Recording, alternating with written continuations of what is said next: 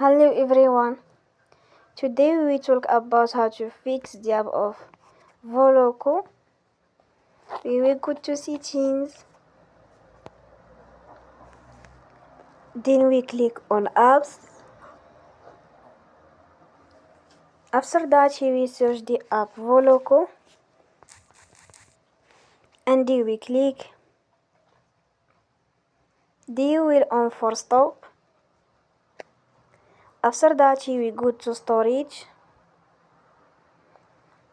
Then we click on clear cache. In the end, turn your phone and you will restart your phone again. Don't forget to support us